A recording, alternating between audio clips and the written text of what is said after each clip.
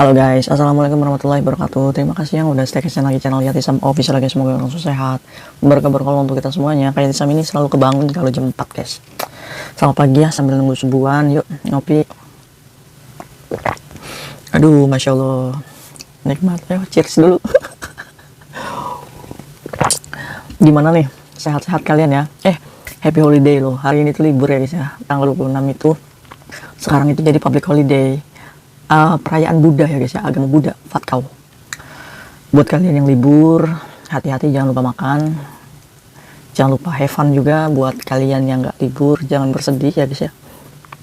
Semangat lembur, yang ikhlas jalaninya biar berkah, amin. Buat kalian yang masih covid, diminum yang rajin panadolnya, cuma 2 minggu kok covid guys. Semoga kalian sehat ya guys ya. Buat majikan yang mengirim kalian ke hotel buat karantina, nggak apa-apa, syukuri aja ya. Aduh ya guys ya, hari ini sama bahas apa yang hari ini? Oh iya, ini aja deh, bahas ada lucunya ya guys ya, ada kekelnya gitu ya. Sama kayak Tisam juga mau berbagi kisah dimana tentang kredit handphone yang luar biasa banget guys. Semoga dari cerita kayak Tisam ini bisa membuat kalian berpikir ulang untuk mengambil di kredit ini, karena bener-bener guys kejam. Oke, membahas peraturan baru dulu ya guys ya, yang dikeluarkan imigrasi yang akan disahkan nanti tanggal 19 Juni 2023. Peraturannya tentang apa sih? Biasa guys, netizen itu suka ya bikin jahil-jahil ke kalian itu ya guys ya, yang ngetik di Facebook gitu ya, yang di share ke kalian, padahal beritanya hoax gitu ya, beritanya nggak benar kayak gitu, tapi kalian share, menakut-nakuti teman kita yang punya hutang bank, menakut-nakuti teman kita yang masih keselepek ya guys ya, menakut-nakuti teman kita yang memiliki data ganda. Nggak boleh kayak gitu ya guys ya. Ya mungkin kayak Disam nggak menyalahkan mereka, karena apa? Karena asik gitu ya jahilin kalian yang bermasalah. Tapi kita sebagai sesama pekerja migran, kita nggak boleh kayak gitu ya guys ya. Kita harus berpikir nih, informasi yang kita share ke teman-teman, kalau nggak bener adanya ya guys ya, bisa aja ya guys ya, nauzubillah min dzalik, kita nge-share berita yang membuat teman kita itu kepikiran kerja sehingga dia jatuh, nauzubillah gitu, nggak bisa jalan atau gimana gitu ya. Kalian itu nggak mau kayak gitu ya guys ya. Setiap permasalahan itu adalah masalah kalian, tapi jangan menambah masalah teman kita yang lagi kesusahan gitu ya guys ya. Sepakat ya, semua orang itu berhutang, biarkan itu menjadi urusannya. Nah, kalau misalkan kalian pengen membagi informasi kepada teman-teman, bagilah yang benar-benar gitu guys ya, jangan mengada-ada gitu ya. Ini nih kayak Tisam ini banyak yang chat kayak Tisam, bahas dong peraturan yang tak keluar tanggal 19 besok itu. Soalnya tuh bener nggak sih kak yang kayak gini? Kayak Tisam sih tadinya nuduhnya ini ulah kolektor ya guys ya, tapi mungkin ada teman kita yang jahil nih, saking pinternya nge-share informasi yang bikin teman-teman kita galau gitu ya. Ada banyak nih yang chat kayak Tisam, ada berapa ya? Ada lebih dari 10 orang ya yang bertanya. Ya mungkin melalui video ini aja kayak Tisam bales ya. Karena apa namanya? Karena saking banyaknya yang chat ya. Oh guys, jadi peraturan yang beredar di media sosial itu ngomongnya kayak gini guys. Hey teman-teman, peraturan baru akan datang loh nanti tanggal 19. Nah, kalian hati-hati loh. Yang pulang Indonesia dulu, yang umur dituakan, proses Hongkong lagi itu nggak bisa. Terus yang kedua, yang ada tambahan nama juga nggak bisa balik lagi ke Hongkong. Nah, terus yang punya masalah bank, visanya tidak bisa masuk lagi. Nah ini nih yang bikin teman-teman kita ini pusing. Yang pernah ribut juga akan kena blacklist. Yang pernah ribut juga akan kena blacklist. Yang punya bisnis sampingan, hati-hati. Yang punya rekening, hati-hati. Sekarang nomor telepon bisa dilacak. Dari semua kalimat ini, informasi imigrasi itu nggak gini guys, yang akan keluar nanti tanggal 19 itu. Tapi ini ada benernya, ada enggaknya ya guys ya. Maksudnya informasinya ada benernya juga sih. Ya kan, kalau kita punya rekening, terus juga kita punya bisnis sampingan, ya itu memang nggak boleh. Terus kalau misalkan masalah bank, ingat, imigrasi itu sudah bekerja sama dengan Labor, dengan Enrich. Itu nggak ada hubungannya masalah hutang piutangnya kamu gitu ya.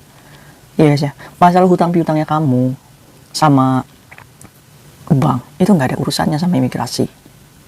Oke, yang ada itu masalahnya itu bank sama majikan kamu yang membuat kamu di-interminate. Kalaupun di-interminate, kamu bisa melakukan prosedur interminate yang benar gitu. Jadi pulang dulu ke Indonesia. Tapi saran Kak Itisam, kalau kalian di-interminate, kalian cari majikan dulu di Hong Kong ya. Tanda tangan majikan, tunggu visa di Indonesia, terus kalian balik lagi ke sini gitu. Tapi ingat, saran Kak Itisam gini, kalau misalkan memang kalian sudah gagal bayar bank, terus kayaknya saya akan di-interminate deh. Nabung ya guys ya, untuk mendapatkan uang jaminan. Dimana uang jaminan itu untuk agensi mengurus kamu mencari majikan baru.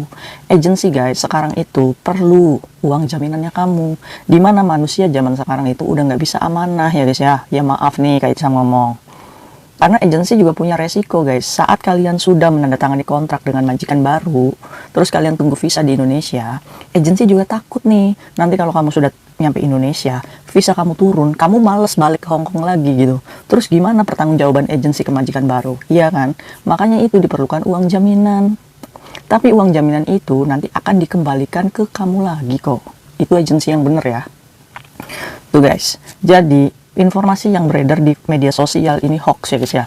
Nah, terus Kak, informasinya apa sih Kak yang benar? Sebenarnya guys, informasinya itu simple. Hong Kong itu menyesuaikan nih peraturan baru untuk orang yang baru mau datang ke Hong Kong ya. Jadi kalian kalau udah di Hong Kong ya nggak usah ikut ribut gitu. Ini peraturannya tuh untuk yang mau baru ke Hong Kong nih, turis atau kunjungan kerja atau apa namanya, pelajar ya guys ya, dan domestic helper yang baru mau mengajukan visa kerja ke Hong Kong, itu ditambahi persyaratan kalau misalkan mereka itu bebas kriminal dari Indonesianya khususnya ya guys ya, atau dari Filipina, dari India, dimanapun itu. Sebelum masuk ke Hong Kong itu ada satu persyaratan yang harus dilengkapi, yaitu bahwa menyatakan kita ini nggak punya tindakan kriminal di negara kita gitu ya guys ya.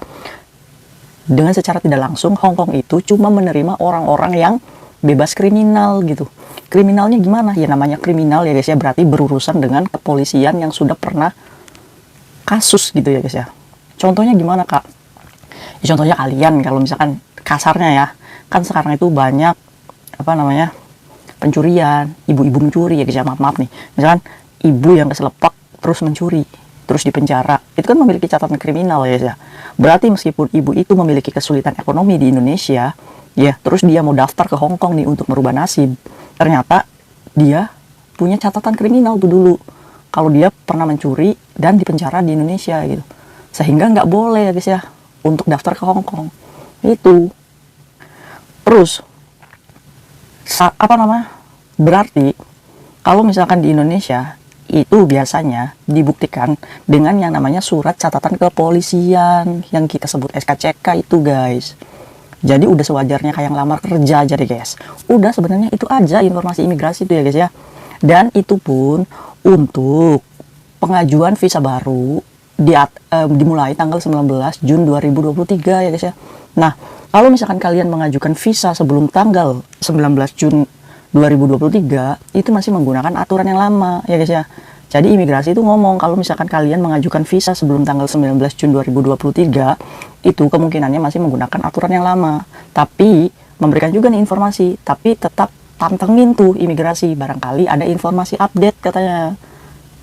Ya, jadi nggak usah geger berlebihan kalian ini. Aduh netizen. Jadi nggak ada urusannya ya sama bank itu dan lain-lainnya. Nggak apa-apa ya guys ya, ketakutan itu wajar karena kita ngerasa bersalah.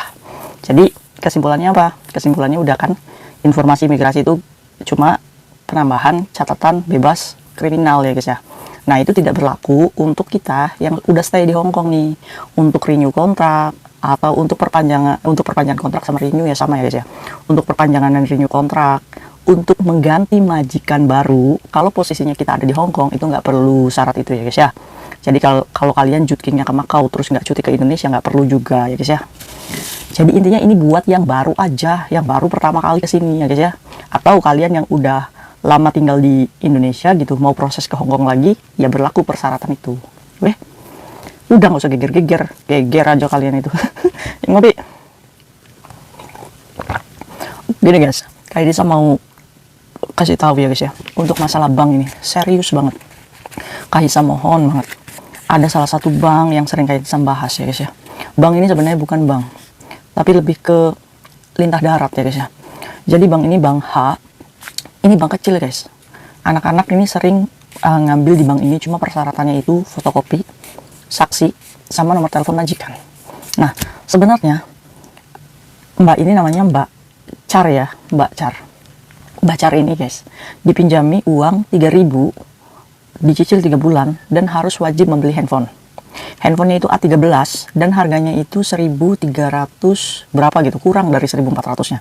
1.300 ya guys ya.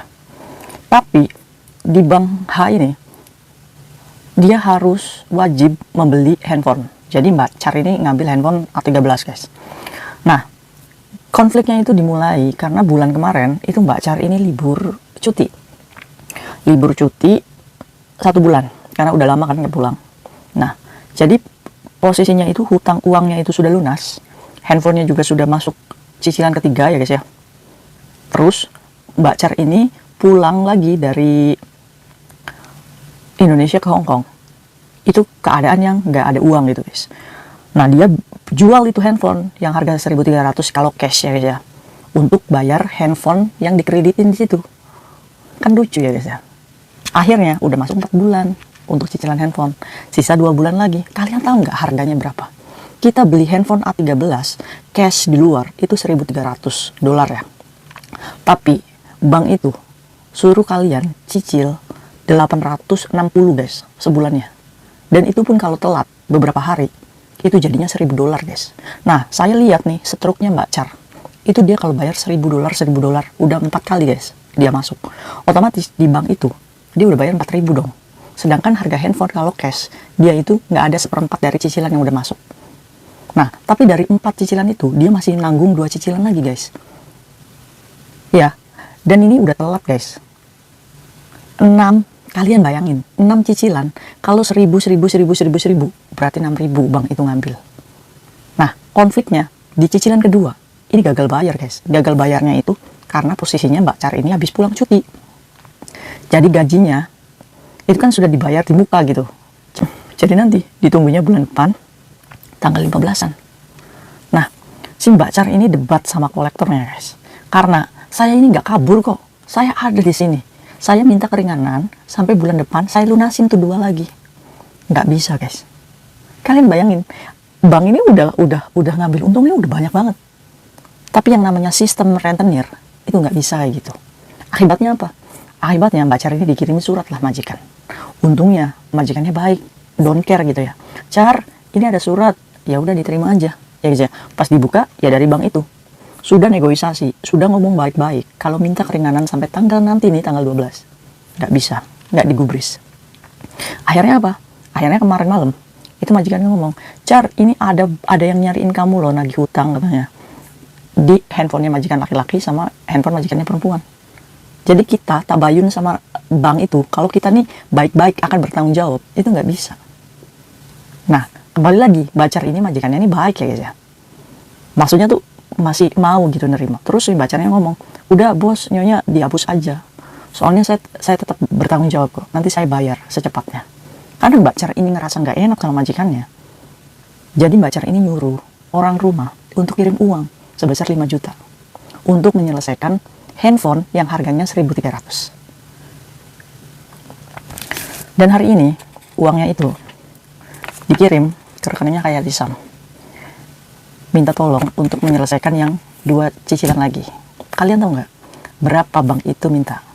Harusnya kan bayarnya oke lah 2.000 lagi ya guys ya tagihannya. Tapi enggak. Dia minta 3.000 sekian. Gila.